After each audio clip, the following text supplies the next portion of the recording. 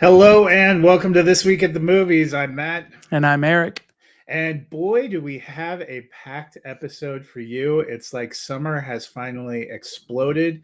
Eric and I not having to go to our respective schools as much full time, during the summer season. So there have been a number of different wide releases that we've caught up on in the last couple of weeks, both in theaters. And for me, I have a couple from streaming. We're going to be giving you our thoughts. So hopefully that will be a primer for you now that I think almost all schools are out for summer now, even places like California and are starting to be out. So hopefully that gives you a chance to, be able to go out and enjoy some time at the theater. There are a lot of good options. And then there's also Ballerina from the world of John Wick. We've seen a lot of John Wick films over the years. What started to me as was probably going to be just like a simple little action film about a fun Keanu Reeves character who has some people beat him up and kill his dog and decides to take revenge has spawned into this massive franchise. I don't think when I saw the first one I ever thought that was going to happen. 4 feature-length films just focused on John Wick, a spin-off prequel TV miniseries that was on Peacock about the history of the Continental Hotel. And now we're getting our first spin-off movie. This has been long gestating. Different writer and different director than the John Wick films, but shares the same sensibility. Yep. This one, Ballerina, focuses on Eve Macaro, who we meet as a young girl whose father is brutally killed in front of her by a group of people led by an aging Gabriel Byrne. It makes me wonder if like something's going on with him, because that opening sequence in particular, it didn't sound like him. Like it's a little bit better later on, but she escapes. You know what? You're right. I just watched Hereditary again last night. Yeah, it is different. I don't remember if my first thing was, did he have like a health scare? But he also could be. He's in one of my favorite movies of all time. He's the protagonist in Miller's Crossing. So I have long enjoyed Gabriel Byrne. He was born in 1950, so.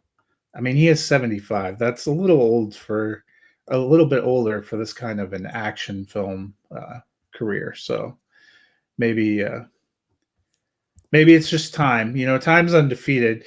As I mentioned to you, I'm watching him, nearly 61-year-old Keanu Reeves, up there doing action stunts. I managed to throw my back out sitting in the theater watching this film. So I don't really have any room to talk about these people. But, our good old friend, Ian McShane, picks up a young Eve Macaro and delivers her to the director, played by Angelica Houston, who we've seen in some of the John Wick movies. And 12 years later, she becomes Ana de Armas, now a trained assassin or protector. I guess they're like the bodyguards of the assassin world, except for it looks like she does some assassination work. So I was very confused about what the delineation is. But if you're asking those questions, it's because the film has gone off the rails. I wanted to call this Dollar General John Wick, but I thought of something more apropos. This reminds me of when Disney Plus, they were like, The Mandalorian is great. And there are other side characters. We can spin it off. So let's make the Book of Boba Fett, because those characters were fine as supporting characters. And halfway through that show, they're like, this is not the show we were intending. And they just straight up bring the Mandalorian back to be the focal point to save it. And that is exactly how this, we see John Wick pop up at the beginning. There are a lot of rumors that they reshot things at the end, which would make a lot of sense, because I thought this was supposed to be from the world of John Wick with a loose tangential connection, but mostly about somebody else. And the third act is very dependent on John Wick. I think it's woven into John Wick too. Oh, which, hey, you know what? That would make sense. John Wick 2, probably my least favorite of the 4 John Wick films, until this. I'm giving this one a thumbs down. I I just don't see the point. Um, I kept my Star Wars metaphor going by on Letterboxd saying it's time for the Jedi Order to this Jedi Order to end. I'm ready to be done. I'm ready to be clocked out. John Wick 4 felt like a lot to me. Um, I didn't really enjoy the Continental series. I guess the joke's on me because I've watched all these things, but this just wasn't my favorite. There were some okay set pieces, but I basically nothinged the plot. And the last, it felt like it was half my life, but it was probably 45 minutes when they're in that frozen tundra city, just random killing. At least she got better at killing as it went along, because in the beginning I was thinking this reminds me of like OG Karate Kid. She can't fight for shit. Yeah, that She's getting was an interesting thing. Yeah, it was missing the style and the panache of John Wick a lot of the way through. I think stylistically this is another director trying to emulate what was done in John Wick, and sometimes they're successful doing really inventive wide shot held together stunts with flamethrowers and nunchuck ice skates, and like there's some cool ideas, and I just think it's odd to me. I think people are sometimes scared of making female characters too competent immediately because people will cry Mary Sue. And I think it's the thing where John Wick in this world is supposed to be the Baba Yaga. He's supposed to be the incredible person through a lifetime of training, that he's the unkillable master of everything.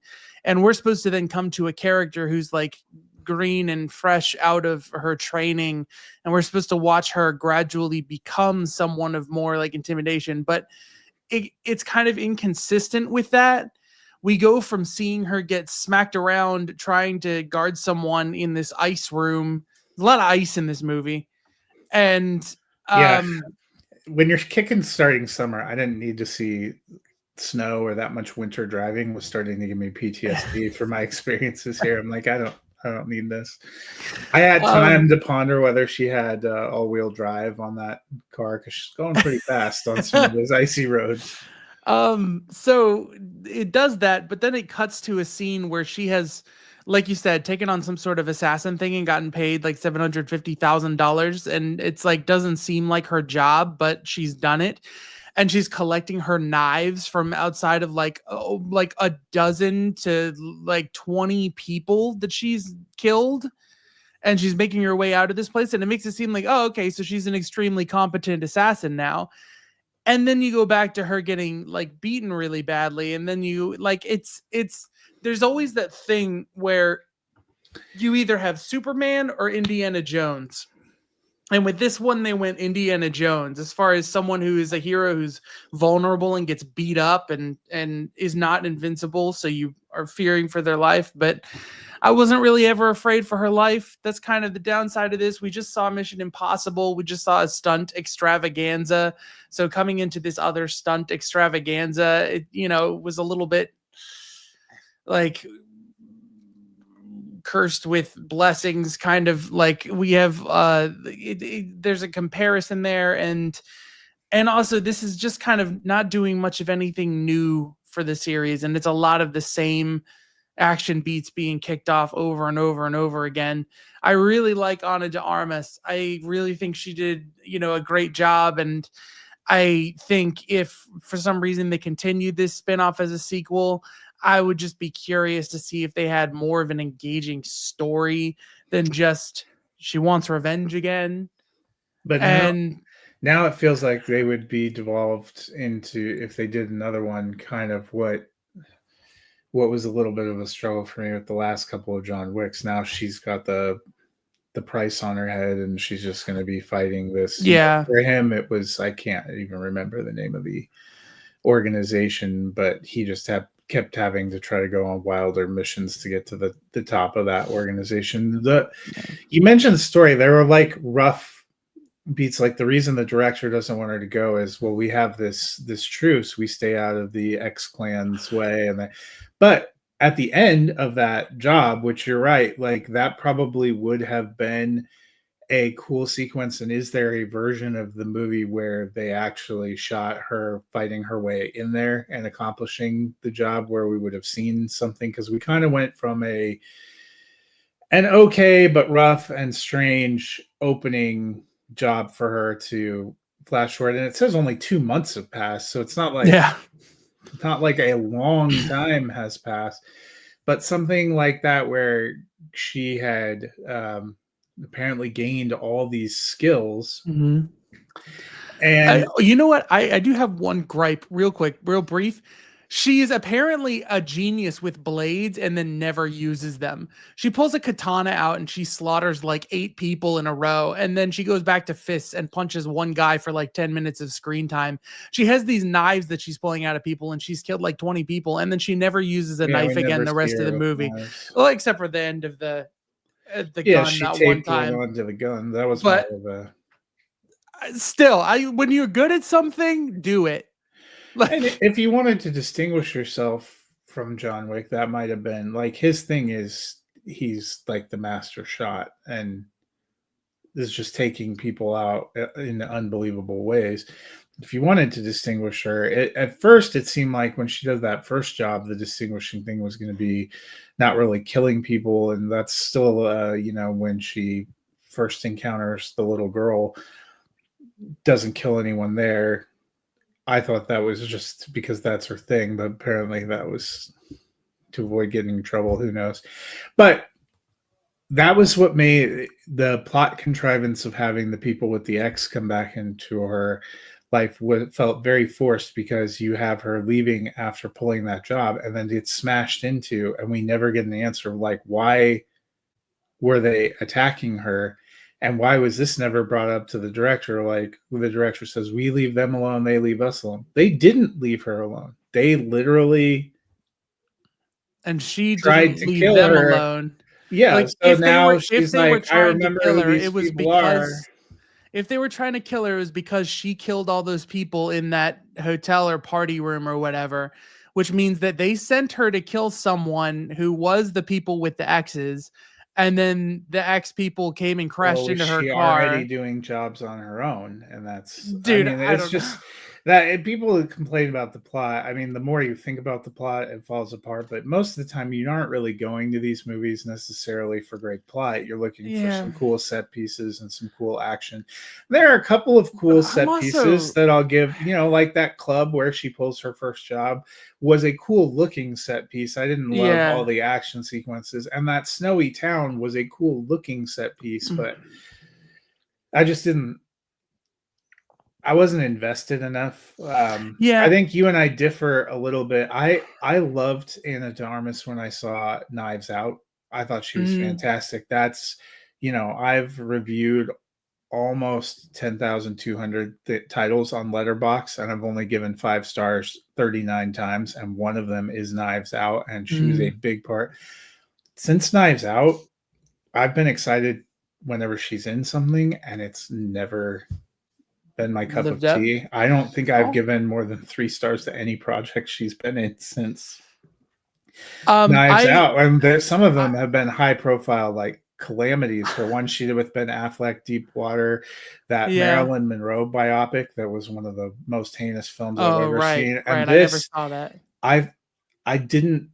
I mean, I felt like she was out of her depth. Well, pre Knives Out, there's a movie that I could not help but think about. Keanu Reeves. Knock Knock. Yeah, which is so Eli funny Roth. because there's an alternate ending of that movie where that guy abandons his life and family to become someone who hunts down Ana de Armas and the other lead. And I always used to joke that this was John Wick's origin story. And here we are. Yeah. No, that part is funny. That part is some symmetry. Well, what did you give Ballerina? A thumbs neutral, because I'm tired of, I just was like you on I was said. on the verge. I almost did neutral. I didn't like it. I can't I pretend I liked it. I can't in good conscience say that there's anything to chew on. Like I'm kind of tired of, like you said, looking at a movie like this and go, well, you're not really here for the plot. Like, no, I wanna see movies that are trying to be movies again, and not Well, just but I mean, you can be. I'm not really here for the in-depth plot in the sense of like a Twisters, where the plot is good enough that you no, buy into the characters, but you're also there for right. the ride. There are That ones though. that are incredibly plot driven where you're there because the story, the mystery box. There was a movie that came out earlier this year, Black Bag, which I would say Yeah. that one you're into the mystery box, the plot, where are they all going to go. But it's ironic. I would say both of the wide releases this week are movies that you're not necessarily there because you're excited about the intense plot. You're looking for good style and for them to build a world that you care about the characters. And in the Yes. case of Ballerina, I didn't feel like that happened. In the case of the other wide release we're about to talk about, The Phoenician Scheme, Hmm. I thought Wes Anderson does that really well. And you could argue this isn't that incredible of a plot either. A lot of his movies, you get some Huh? criticisms about them being a little scatter plotted. They're kind of about these fun interactions and characters, but they manage to make it work. This one's a solid thumbs up for me. It's, I think, my favorite comedy of the year so far. I loved Benicio del Toro, Mia Thrappleton, who plays his daughter, the almost nun Liesel. But my MVP of this movie, Michael Michael freaking Cera. Sarah. Yeah. The like third, the you spend the most time with the three of them, and you're bouncing around, and there are some banger like small role cameos. Bryan Cranston and Tom Hanks being two basketball aficionado Riz railroad Ahmed. men was incredible. Scarlett Yeah. Johansson pops up and gives some incredibly in-depth monologues Mhm.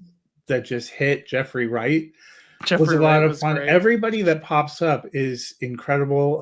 The climactic scenes with Benedict Cumberbatch made me laugh a lot. Yeah. But you spend the most time with Benicio del Toro, who delivers this dialogue and this performance really well. Mia Thrappleton, who is great playing off him. It was a lot of fun. But Michael Cera just steals for me every scene he's in.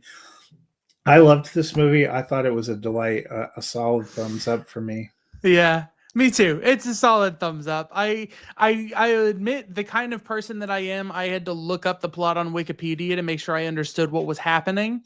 Like, so he's being extorted from this infrastructure that he wants to build by people raising the cost of rivets, and that causes this gap where, in order to complete his project, he needs to make more money. So he's trying to go from these investors to try and fill that gap of money, and they're consistent up, they're deadpan showing you, this is how much he got of the gap, this is how much he got of the gap, this is how much it needs from the gap. And it's this is the kind of movie that gives you like stuff to chew on, like the decisions the characters ultimately have to make in order to make happen what they want to happen. Like, I it's It's it's kind of about just wacky enough. legacy, father-daughter dynamics. Yep. What is family? Yeah. It's just larger than life. It's just outside of reality enough for everything to work. And I love how Wes Anderson's movies can somehow be so distinct rather than being more of the same because of his style. Like this, I put up Grand Budapest Hotel here, but I really don't think this movie feels like the Grand Budapest Hotel. And like the French Dispatch, I think was the name of that Mhm. one, like had like a Oh, much more that is my like favorite of his gritty, movies. that is Just um well, I'm a like big journalism film guy, and Asteroid that one's City. really a series of vignettes. See, people were saying, "Thank God he's back on track after Asteroid City." I liked Asteroid City. I did too. I think we both liked Asteroid City. Yeah. I would say these movies are on par. I have them both kind of back to back Yeah. and right on par with Moonrise Kingdom, which is another one that I think is underrated. That's a hidden gem, Mm. and that would be my next tier, the top, I think Grand Budapest Hotel is probably has become his most famous film, and I like that one a lot. But French Dispatch, that one's more a series of vignettes. You have them talking about their individual articles, so you have a bunch of self-contained shorts, kind of all within one. This one is a lot of like different shorts in terms of the meetings that he meets with, but it's kind of like this grand adventure scheme all building to kind of a final climax. And you have amazing things like Bill Murray's playing God in there. Yeah. The black and white sequences that are like dreams or the afterlife was a lot of fun. But just the dynamic of the three of those leads kind of together was a lot of fun for me. This was everything I was hoping for from kind of a Wes Anderson film. And if you see these two wide releases and you're only going to go to one of them, it's not a hard decision for me. Yeah, no, I would say go see The Phoenician Scheme. Both of us have seen a couple of the wide releases that dropped at the end of May. Obviously, we weren't here last week. But last week's big wide release was Karate Kid Legends. This one bringing back a lot of things. Karate Kid has had kind of an interesting life cycle. It began as a strong trilogy in the 80s with Ralph Macchio and Pat Morita. And then that led to them kind of trying to spin off in the 90s with Hilary Swank and Pat Morita, trying to recapture that. Didn't totally work. 2010, they tried a flat reboot with Jackie Chan and Jaden Smith, and that didn't really work. But in recent years, people, I think a whole new generation has gotten invested in the characters and the world thanks to the Cobra Kai show that was on Netflix. It ran 6 seasons. That brought back William Zabka and Ralph Macchio and was very popular, kind of got people back into it. So it makes sense that they'd be coming back. And I think right from the jump, what impressed me with Karate Kid Legends is the way that they tie the entire history of the franchise together. You open with a cold open that is clearly a deleted scene that was not used in the Karate Kid Part 2, where you bring back a young Ralph Macchio and Pat Morita talking about how his family learned karate, spun off from the Han group of Kung Fu, which then leads to a modern pairing of bringing Jackie Chan back from the version of Karate Kid he did and Ralph Macchio back. But all the while, they're invested in telling you a new and unique story. I didn't have a lot of expectations. Like, I thought the original Karate Kid is iconic, is an iconic classic. A lot of the rest of them, for me, are take it or leave it. I wasn't big into the Cobra Kai, so I didn't have huge expectations. Ben Wang, who plays Li Fong, the main character here, was great. Probably one of the best supporting performances I've seen from Joshua Jackson, who actually was my favorite probably performance in this movie, favorite character. This to me had better story, better characters, and a heck of a lot better actual fight sequences than even the original Karate Kid. I think this is, to me, the new gold standard for the franchise. I give this one thumbs up. This is probably my most surprising film that has landed in my top 10 recently, because we talked about it before I went on my trip. I had sub-zero expectations for this. I wasn't even sad I wasn't going to see it when it opened. I went to like a 3:00 matinee just because I was like, oh, Eric saw it, I should probably fit it in so we can talk about it. And I came out like, this is incredible. Yeah. I'm so glad. I had a hunch. Every once in a while, I get hunches about movies based on the trailers and things like that. And I sometimes have to trust my gut and say sometimes I don't see a movie and I'm like, I kind of knew that was going to be good. And then I hear really great things about it. I'm like, oh, I missed it. But I trusted my gut on this one. And yeah, it has like a sort of generic story, and the Joshua Jackson boxing plot, it seems kind of like a detour in like its own thing, but it made Ben Wang's character so much more interesting as someone who is already competent in kung fu, and I just, because I always freeze up when I'm trying to talk about whatever, but I really enjoyed I was blown away if that was just a deleted scene, because it didn't look like any wonky AI like de-aging or anything like that. No, I mean, I took it as so, a lot of times when they had those 80s movies, the guy that shepherded Karate Kid is actually the one that directed the first Rocky movie and Mm, directed the fifth Rocky movie, John G. Avildsen. mm, And if you noticed in those Rocky movies, they would replay a lot of things from the ends of previous mm, movies, only they yeah. show them to you in different ways. Hmm. And they would show you different pieces of them when they were doing the sequels. The Karate Kid, that original trilogy of films, did a lot of the same things.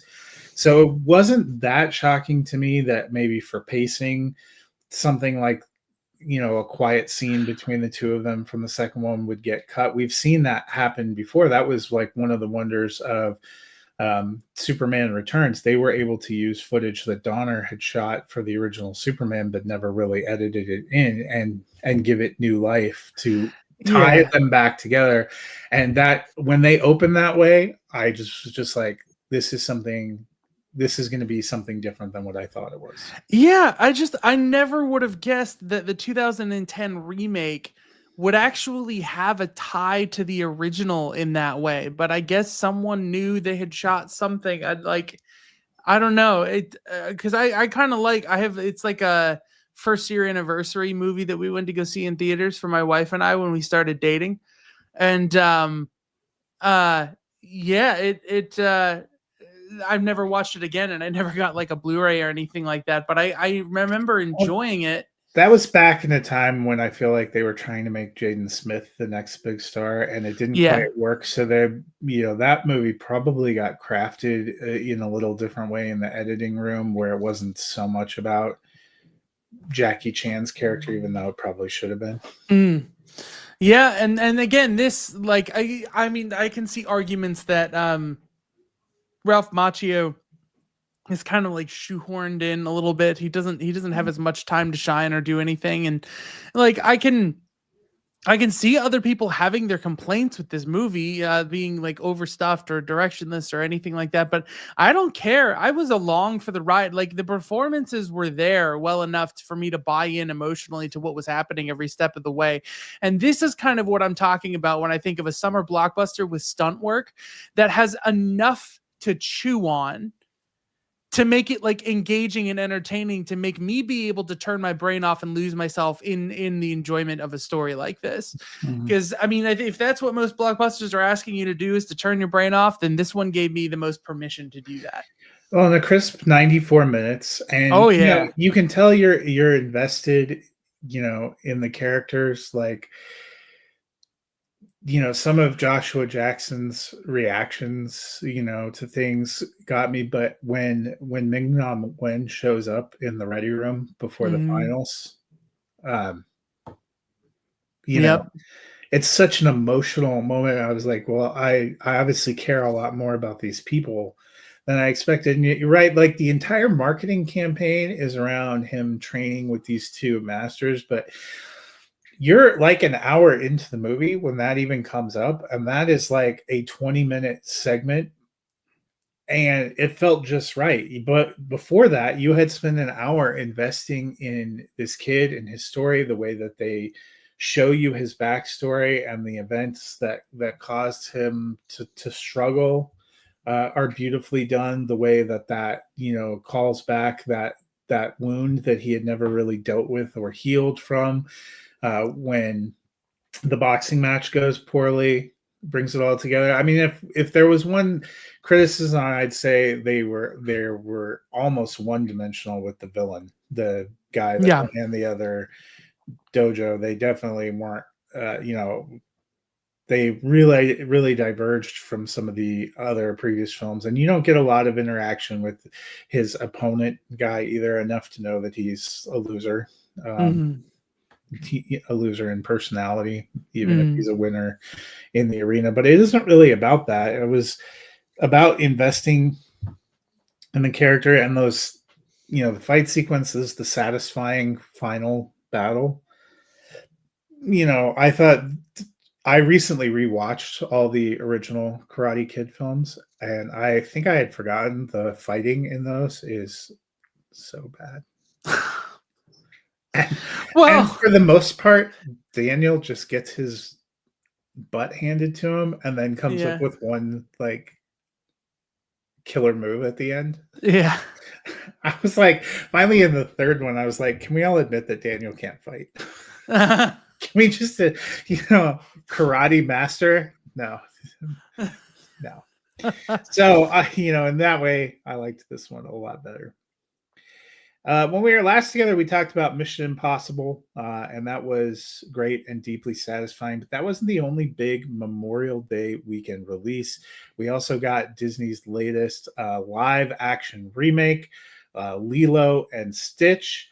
A lot has been made that they changed some of the aspects of the plot. I'll be honest, the 2002 animated one, I would have been like at the tail end of college when that was released. I had actually don't think I had seen it until like a couple of years ago when my wife wanted to put it on when we were working in the office. And I thought it was fine. It was cute. Probably didn't speak to me a lot, which is maybe why I liked this remake a lot better. I enjoyed the ride, the fun, the way that they crafted Stitch, who looks pretty hilarious and spectacular. I had enough fun with it that I made Stitch wearing sunglasses my avatar on my fantasy football sites for the Nice. year. I'm giving this one a solid thumbs up. This I actually thought was one of the better Disney live action remakes. It's probably my second favorite behind Beauty and the Beast at this point in time. I loved it a lot. You get that classic line, about Stitch, about the family that he found. There were people that were maybe that seemed to be a little bent out of shape that the older sister makes the choice that she does at the end, but I didn't think it was a betrayal of the idea of family or Ohana. I thought it all worked for me. I thought it was a lot of fun. The young actors that we had in there worked a lot. This is another one. I thought it would be fine. I wasn't as excited to see it as some of the other ones, but I ended up, both Karate Kid and Lilo and Stitch I have ahead of Mission Impossible in my Wow. year-long rankings, which I would not have been on my bingo card. But Maya Kealoha and Sydney, I think it's Agadong. I apologize about your name. I thought they were great as sisters. I had a lot of fun with Absolutely. them. And Chris Sanders reprising kind of his role as Stitch. Stitch is still a lot of fun. Billy Magnuson, Zach Galifianakis are having a lot of fun. Courtney B. Vance and kind of a more slapstick role. I liked the way that they pulled three of the voice actors from the animated film and got them back in here into the live action one. I had a lot of fun with it. Yeah, it was so nice. There's something about that like Hawaii setting. Seeing that in live action, I feel like I knew it was going to be enjoyable.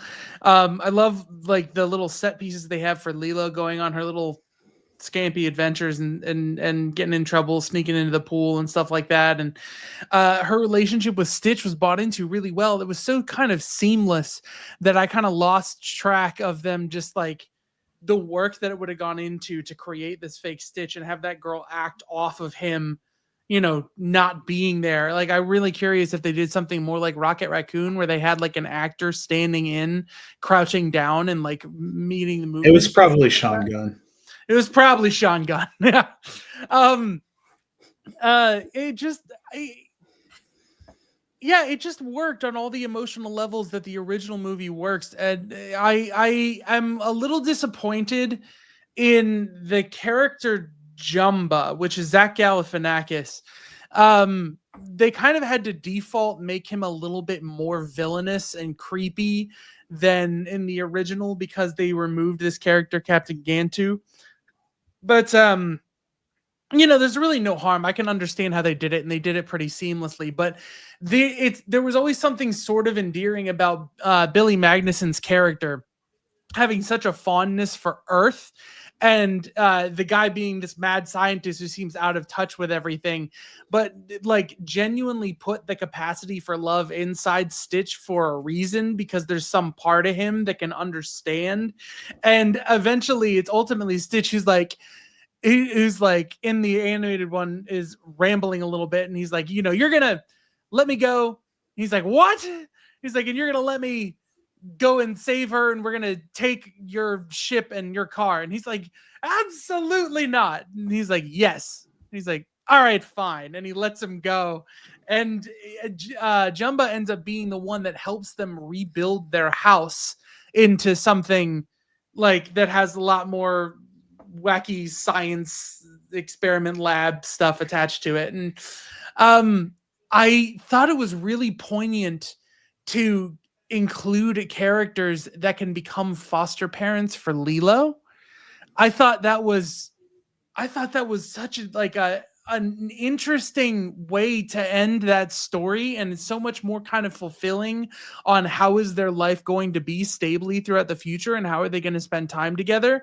I loved that Cobra Bubbles wasn't automatically pretending to be their child services officer, and they actually had one. Like all these little touches that help things feel more like they exist in reality helped translate from live action to live action from animated very well. And I bought into the emotions.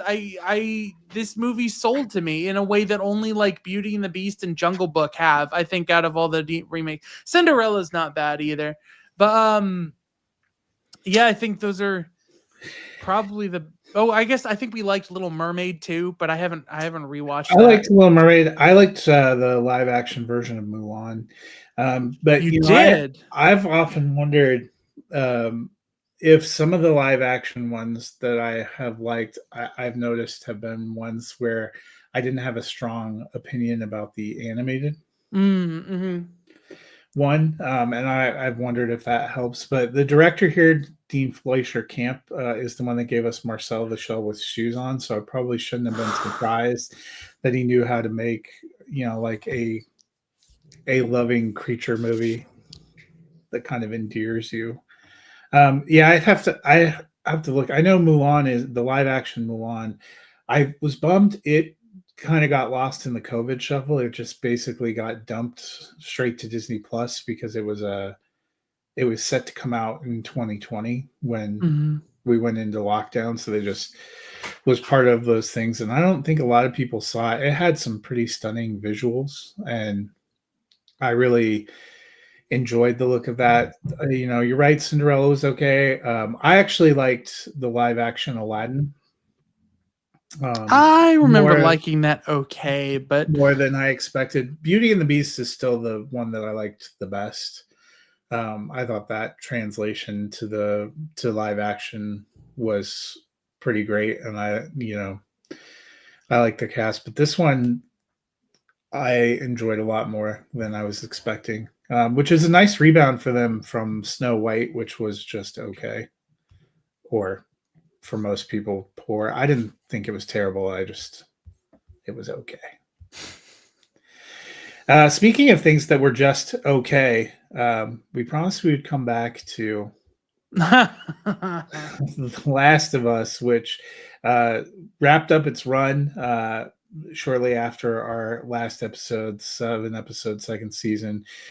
We did get the return of Abby. We got what appears to be the setup for season 3 going forward, that we're going back in time and going to be seeing a lot of the timeline, especially in Seattle, from her perspective.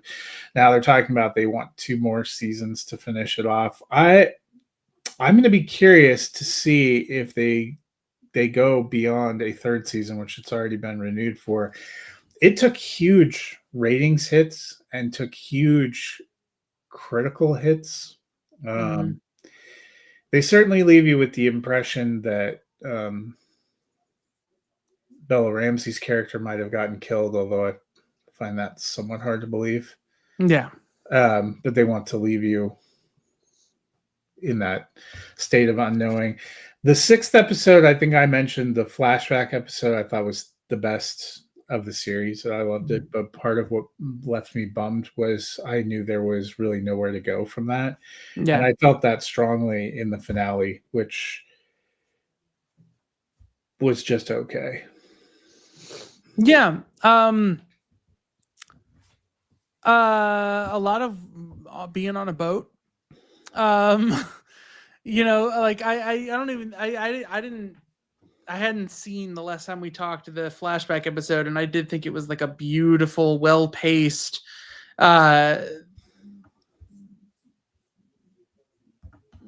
just like everything you want in following the years of I like that's the season that I want. I wish we would have had a season of her, you know, uh that could have ultimately led up to Joel's death at the end of the season, of them trying to live their lives. And I I don't know. I like just um Joel and Ellie are so much the heart of this story. And to go back to I think it does a lot to make you like yearn for Joel and to kind of renew that desperation and that feeling for Ellie and her trip for revenge, because she is still so committed to it that it starts to go beyond reason. I think it goes well past reason. And the other characters are starting to call her out on it. But I just plain don't like the character Abby. I don't like the wolves. I don't like the characters who have their cheeks scratched. I'm not interested in their combat at all. I'm not interested in who Abby was as a person in this community. Like the third season is going to have to win me over hard in trying to care about this person as in their role in this post Last of Us society. Like I'm just not. We held the military together, and we held this cult together, and we're at war, and the devastation of war, and like I just can't care. Um, I care about Ellie. I care about Joel. I care about exploring. You know what happened if we put the world on pause in 2003, and how did we create a society after that, and how did we build society over from the ground up? How do we handle going through like the wastelands of what there was before and basically turning America into ancient ruins? And that's kind of not what the show's about anymore. And it's like, okay, all right. Yeah, it lacks a little bit of focus. Mhm. I've heard people talking about that before because the first season was really about this mission and her potentially being this cure, and it's only vaguely referenced, and she only seems to use it in season 2 as a like means of getting one up on other people, Mhm. which then just doesn't make a lot of sense. And maybe they'll make us care more about the Abby character, but I didn't feel like we saw enough in this Mhm. season to really care. She only pops up briefly in the pilot, has some real downer sequences in episode 2, and then again briefly at the end of here. And they kind of have set it up where she's real important to this Seattle war. Well, nothing in this season made me care about the Seattle war. Mm-mm. So cool. Yeah. And I think that's gonna be a struggle. Probably the two best episodes of the series in total are two that are completely disconnected from the main story. In season 1, it was the bottle episode with Nick Offerman and Murray Bartlett, which was beautiful but didn't really have a ton to do with the overarching plot. And in this season, it was the flashback episode, which comes when you already know Joel's dead.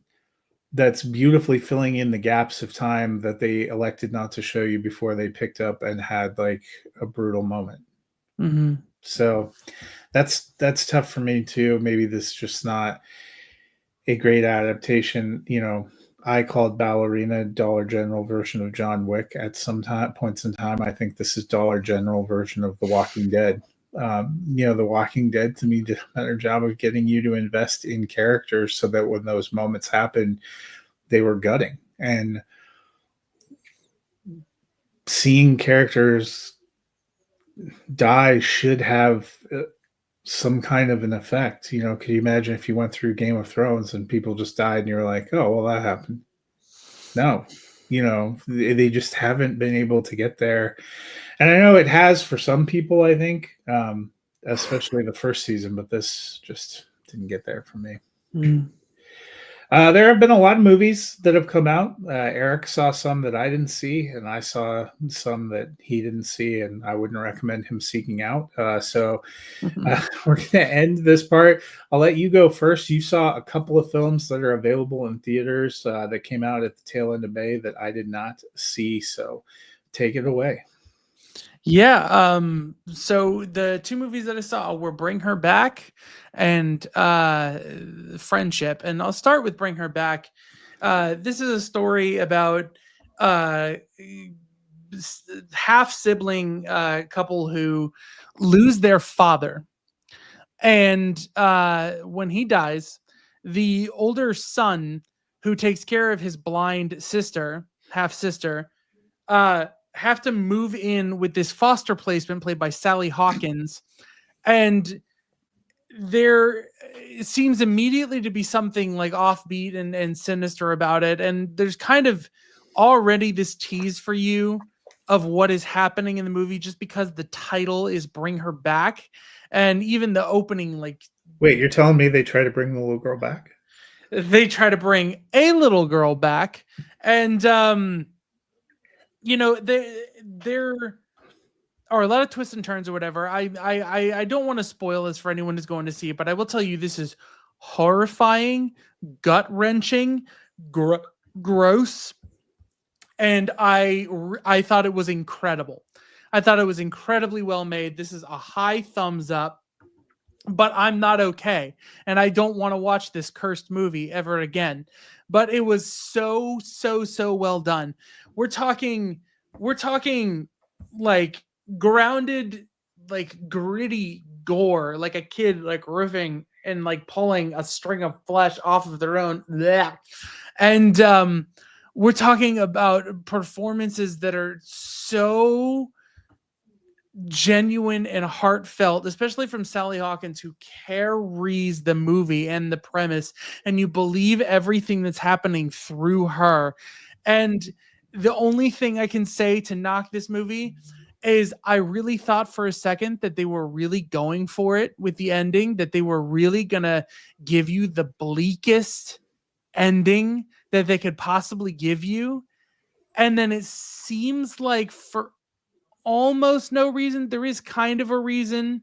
Uh, there's like this pull string, and Sally Hawkins grows a conscience, and she doesn't commit to what she's gonna do, and it kind of tries to like nosedive and then kind of pull back at the last second towards a happier ending, even though it's not, and everything is like devastated. You know, it just you know,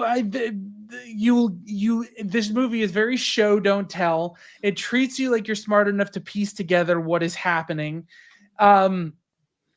And the way that Sally Hawkins manipulates the brother Andy into trying to get him out of the picture, because Andy only has 3 months before he's able to become a legal guardian and take custody of his sister and have them leave somewhere else. But Sally Hawkins clearly wants his sister for another purpose because her blind daughter died by drowning. And there are some unclear rules about what the supernatural can do. There's the child on the poster that you just showed with the bloodshot eyes. You know, that character is something supernatural and specific and unique, and it has mysterious powers like being able to turn on a water faucet and cause a bunch of steam heating the water and break a mirror with his mind, and is able to chew through a wooden table, breaking his own teeth. Yeah, I know that's not a superpower. It's just a really gross thing that happens. It's like crazy impressive how they pulled it off. I have no idea. But that dude needs to eat, that kid. And when you finally find out what it is, it's like horrifying. Everything is just like layers upon layers of just eerie and horrifying and uncomfortable and just like it's spine-wringing horror. And I kudos to the directors of Talk to Me for pulling off this. I was going to ask you, did you like Talk to Me? Because I think that's been a selling point for this. Is that I liked this a lot. I liked this like better. better. Talk to Me. I have some weird iffy things about the ending. I don't really buy into the kids celebrating this creepy tool as like a party game. I kind of don't buy like the central story beat of the movie, like the core premise. I don't really buy into it. Um, it's like if there are kids who are using drugs recreationally and they realize one of them has like a bad trip, or that a drug causes them to have a bad experience, and everyone's like, yeah, we want the bad experience, let's all get around and laugh at how much somebody is freaking out over the bad experience. It just doesn't ring true to me for how people are. And so I had a hard time with Talk to Me, with getting into it, but it was still very effective and well shot. And like there still is a lot of craft and a lot of mood setting.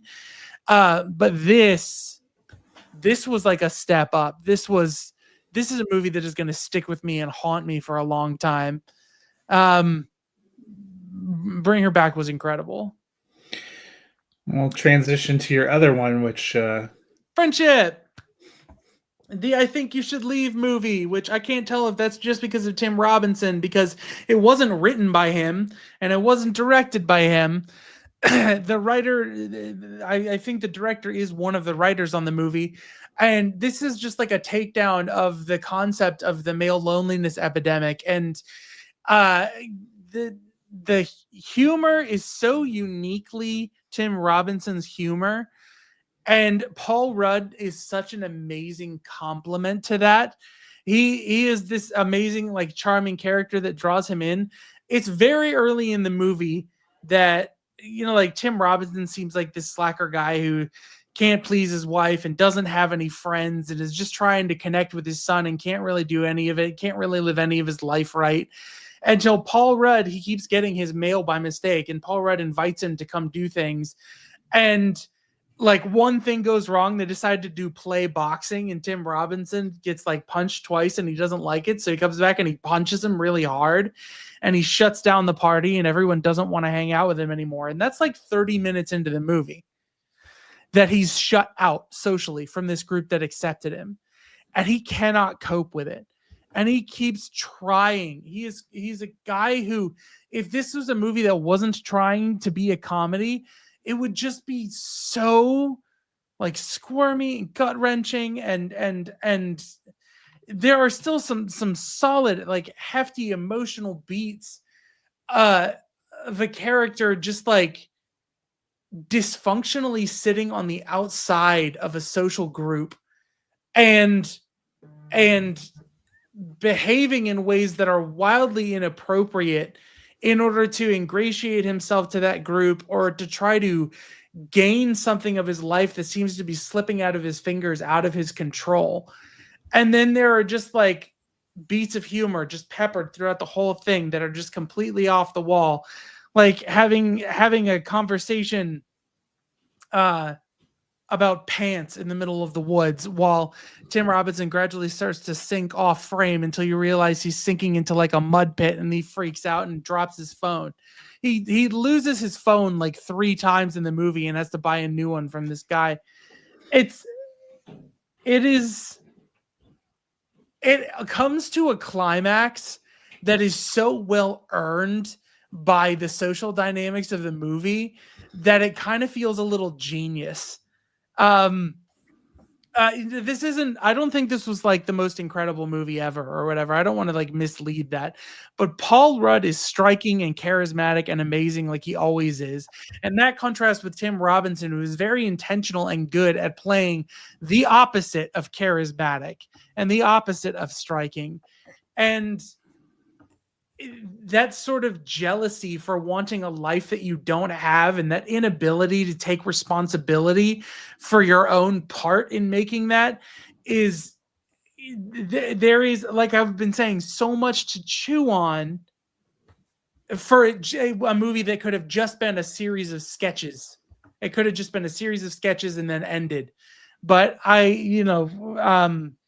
also, what is her name? Kate Mara. Kate Mara, as his wife, is great. Like she pulls away and is alienated and is going through something where she can't kind of respect Tim Robinson, and Jack Dylan Grazer as his son seems kind of like aligned with the mother, and it just yeah, I guess I don't always have I'm not articulate enough to explain exactly why this movie works so well, but it does. So strong thumb up. Sounds like you had a lot of fun with it. It was a lot of weird, moody, drab fun. Yeah. Well, I'm going to talk about mine, but before that, we can't forget explain a movie plot poorly. Your clue that you can mull over while I go through a litany of things from my end is a man in a suit loves to go cycling. So a lot of things have come out recently, and the first few are going to be some streaming things. First one I'm going to talk about is Mountainhead. This comes from Jesse Armstrong, who is the guy that created the show Succession. This is about four dude bros played by Corey Michael Smith, Yusuf Raimi, Jason Schwartzman, and Steve Carell that gather at a mountain retreat while the world is coming apart around them, trying to decide their role in it. I know it's meant to be contemporary satire. I was not a big Succession fan. I watched 2 and tapped out, decided it was not for me. This is probably even more along the vein of the things I didn't like about Succession than the show was. This is a thumbs down for me. If you were a big fan of Succession, you may like it a little bit better, but these characters are wholly unlikable, and it was a lot for me. I did not care for that. Yesterday, streaming drop on Netflix, the Tyler Perry movie Straw, featuring Taraji P. Henson. She is a single mother who is going through probably the worst of all possible days, money issues with her daughter, gets an eviction, ends up getting pushed into a weird crime situation, trying to work her way out. There were moments in it. Taraji P. Henson is just such a great performer. There were moments in it that I thought were really starting to be emotionally compelling, but then there is what I felt like was pretty out of left field twist at the end that took me out. I'm going to give it thumbs neutral because there were some things about it I liked, but I would wager that twist at the end is not going to work for a lot of people. Certainly did not work for me.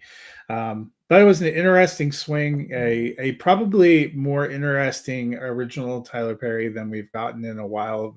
He's been doing a lot of weirdly melodramatic crime dramas that I've seen and family dramas. I liked this one a little bit better, but like I said, a twist that didn't totally work.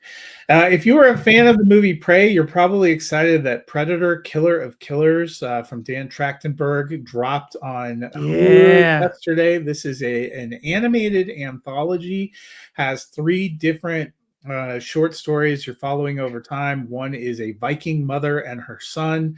The next story is set in feudal Japan in the 1600s between 2 friends that were as close as brothers that become rivals. And the last one, set during World War II, you follow a pilot who's in a dogfight.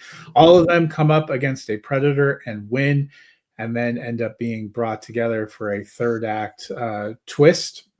This one actually, near the end, has a tie-in back to Prey. Dan Trachtenberg also working on the live-action Predator Badlands that will be coming to theaters this fall. I thought this one was okay. I gave it, kind of thumbs neutral. If you're if you're a fan of the Predator world, this will probably be interesting. Some of the stories were more interesting than others to me. It's got a sort of unique animated style that didn't always work for me, but I thought it was fairly interesting. A couple of weeks ago, we got a great documentary dropped on Max. Pee Wee as himself. This featured over 40 hours of interviews with Paul Rubens before he died, kind of going over his life and his career. If you're like me, you probably grew up with Pee Wee's Playhouse, with Pee Wee's Big Adventure, with Big Top Pee Wee. It was interesting to see kind of the genesis behind some of those things and have Rubens talking about his career and what he wanted to do. It is a 2-part documentary. Each part is about an hour and 45 minutes. So it is a pretty big time investment, but I found myself incredibly moved. I really liked this as a piece of documentary. Was probably my second favorite documentary of the year so far. This is streaming on Max. Just a fascinating watch, especially if you kind of grew up watching some of those shows. I almost immediately after I finished it, went and watched Pee Wee's Big Adventure again, which is also streaming on Max. So well worth checking out. My last one, a movie that opens in limited this week and comes to theaters in full theatrical release next week. I will have a full review of this a little bit later, but The Life of Chuck. This comes from Mike Flanagan, based on the novella from Stephen King. A really all-star cast, has some beautiful shot sequences, some really beautiful performances. I like this one a lot. It's a big thumbs up from me. It is currently number 5 in my list of the year's best films right now. Some people have the opportunity. I think it's in some cities this week, but it is going wide next week. That is something to look forward to. I know there's a lot of things that are coming out next week with Materialists and How to Train Your Dragon, but make sure you get a chance to see Life of Chuck. It is a beautiful, beautiful film, and I found it deeply moving. Awesome. I know you're excited for Life of Chuck. Mm-hmm. So, a man in a suit loves to go cycling. I need the hint. The hint is he also has a bow tie. Oh, Pee Wee's Big Adventure. Yeah. I thought it was fun. I found one that tied into one of my movies for the week. Huh. Cool. Yeah. Man, the bow tie really sells it. Like that, I was like, is there something about Jehovah's Witness that I've never seen before? The judge, Robert Downey Jr., goes like on a bicycle and he wears a suit at different points in the movie. I was all over the place, man. I didn't have it. It was cool. A great anecdote in that Pee Wee as himself, how they came up with the idea for that. They were working on writing a Pee Wee movie and they had a whole idea and stuff. And Paul Rubens said that what it bothered him when he was on the set is some of these people had these bikes that they could ride around at the studio backlot. And he's like, how do I get one of those bikes? And one day he showed up and a bike that was very much like the bike he has in the movie was dropped off with his name on it, and he said that's when it clicked for him. They were doing the movie all wrong. That the idea, it was him and Phil Hartman that wrote it, because he came and told Phil, he's like, this movie needs to be about the fact that Pee Wee has a bike and he loves that bike more than anything else in the world, and it goes missing. And that's how the movie was born. And it was just such a fun story. It's a really fun documentary. Hopefully some people get to check it out. Well, that'll do it for us this week. Going forward, we're going to have a little bit of a different kind of a schedule. Eric and I will be back a little bit later in the summer talking about our favorites of the summer. I will continue to be back giving you some reviews on more weekly basis, although not as much the next couple of weeks because I'm going to be out traveling. But a lot of big movies coming this summer, the end of June and throughout the month of July. There are a lot of tentpoles. We did our preview a couple months ago. We're just hoping a lot more of them turn out like the Phoenician Scheme than like Ballerina. So until then, we will see you guys at the movies.